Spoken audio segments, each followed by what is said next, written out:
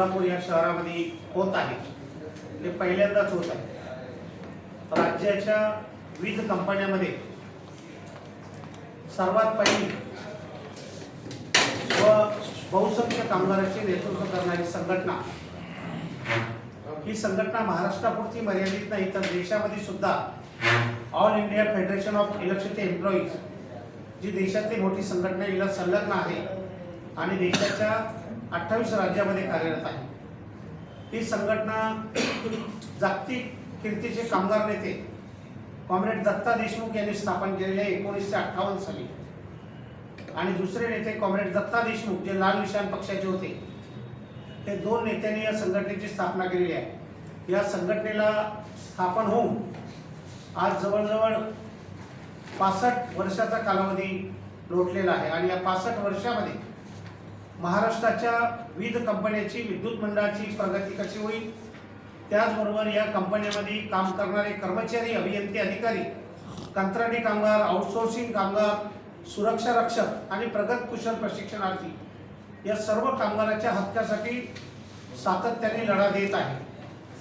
विविध कंपन्या ह्या महाराष्ट्राच्या 16 कोटी जनतेच्या मालकीच्या आहेत आणि 3 कोटी 17 लाख विविध ग्राहकाच्या मालकीच्या आहेत। त्या सरकारी कंपन्या सरकारी राहिल्या पाहिजे आणि यामध्ये काम करणारे कर्मचारी यांच्या कुटुंबाचा उदरनिर्वाह ज्याच्यावर चालते या कंपन्यावरती, त्या कंपन्या टिकल्या पाहिजे, त्या कंपन्यांच्या कर्मचाऱ्याच्या हक्काचं संरक्षण झालं पाहिजे। याकरता सातत्याने आम्ही केंद्र आणि राज्य सरकारच्या विरोधात कामगारांचे प्रश्न सोडवत असताना संघर्ष करत असतो। सध्या या तिन्ही वीज कंपन्यांमध्ये विविध मार्गाने खाजगीकरण करण्याची प्रक्रिया सुरू आहे।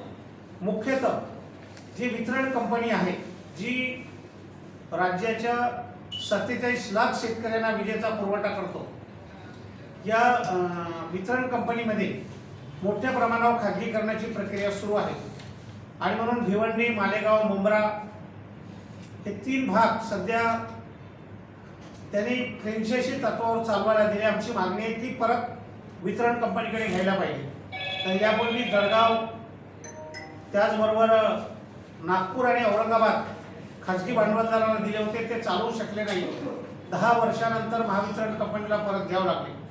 आता तशाच पद्धतीची फ्रँचायझी 13 शहरामध्ये मराठवाड्यातल्या आणि विदर्भातल्या ते करू इच्छितात, तर आमचा सक्त त्याला विरोध आहे। आम्ही एकही परिमंडळ किंवा मंडळ, जिल्हा हा खाजगीकरणाला जाऊ देणार नाही, त्यावेळेस आम्ही संघर्ष करणार आहोत। दुसरं, महानिर्मिती कंपनी ही सरकारच्या मालकीची निर्मिती कंपनी आहे आणि या निर्मिती कंपनीचा आता वाटा, या गव्हर्नमेंट कंपनीचा वाटा 39% राहिलेला आहे आणि 61% खाजगी भांडवलदारांना वीज निर्मितीचे क्षेत्र सोपवलेलं आहे। म्हणून या अधिवेशनामध्ये वीज निर्मितीची क्षमता, स्थापित क्षमता सरकारने वाढवायला पाहिजे।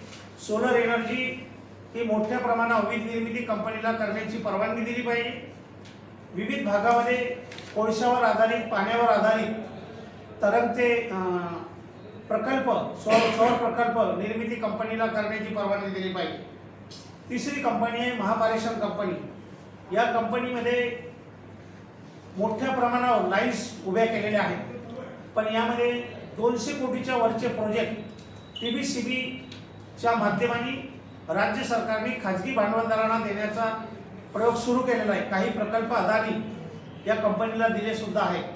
आमचा विरोध आहे की एवढं मोठं इन्फ्रास्ट्रक्चर उभं केलेलं आहे, तर महापारेषण कंपनीनं महाराष्ट्रामध्ये भविष्यामध्ये फार मोठे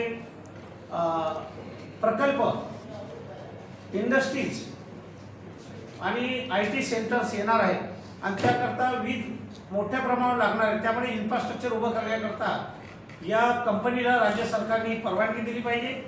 पायाभूत सुविधा निर्माण करण्याकरता अतिरिक्त निधी उपलब्ध करून दिला पाहिजे, ही प्रामुख्याने या ठिकाणी आमची मागणी आहे। विजेचं खाजगीकरण कुठल्याही पद्धतीनं होऊ नये, ही प्रामुख्याने या ठिकाणी मागणी आहे।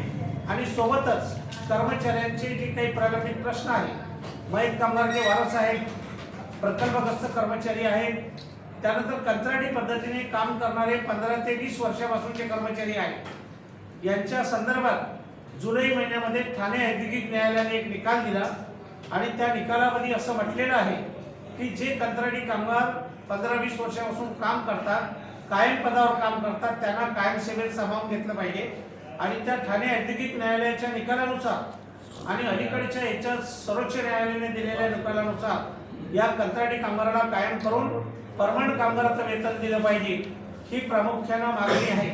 आणि म्हणून 3 दिवस राज्यातून निवडलेले 520 प्रतिनिधी, एका 50 सभासदांच्या मागे एक प्रतिनिधी आम्ही निवडतो, असे 520 प्रतिनिधी या महाराष्ट्राच्या सगळ्या राज्यभराच्या जिल्ह्यातनं येणार आहेत आणि ते विविध कंपन्यांची सध्याची परिस्थिती, भविष्यातील परिस्थिती, संघटनेपुढे असलेले आव्हानं आणि भविष्यामध्ये आपण हा औद्योगिक उद्योग वाचवण्यासाठी काय करायला पाहिजे या दृष्टीनं 3 दिवस या अधिवेशनामध्ये चर्चा होणार आहे.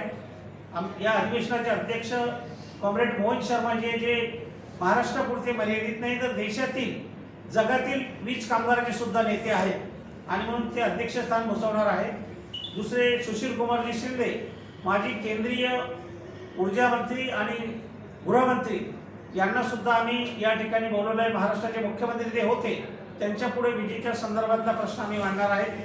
तिसरे नेते आहेत श्री कुमार, जे तामिळनाडूमधून येत आहे आणि ते आहेत जागतिक कामगार संघटना, जी 152 देशाच्या कामगारांचं नेतृत्व करते. त्यांचे ते डेप्टी जनरल सेक्रेटरी आहेत. ऑल इंडिया डिफेन्स एम्प्लॉई असोसिएशनचे ते जनरल सेक्रेटरी आहेत आणि भारतीय कम्युनिस्ट पार्टीचे राष्ट्रीय पॉलिट ब्युरो मेंबर आहेत. ते सुद्धा या अधिवेशनाला येऊन मार्गदर्शन करणार आहेत.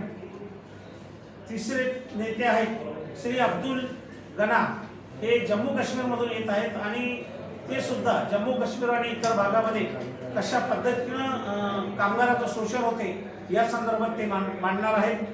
चौथे नेते आहेत की राजन क्षीरसागर, कॉम्रेड राजन क्षीरसागर, दिल्लीहून येत आहेत आणि 3 शेतकऱ्याचे कृषी कायदे रद्द करण्याकरता ज्या संघटनेच्या नेतृत्वामध्ये 13 महिने दिल्लीला आंदोलन झालं होतं, त्यांचे ते नेते आहेत आणि ते सुद्धा शेतकऱ्यांचा आणि विजेचा काय संबंध आहे यावर ते मार्गदर्शन करणार आहे.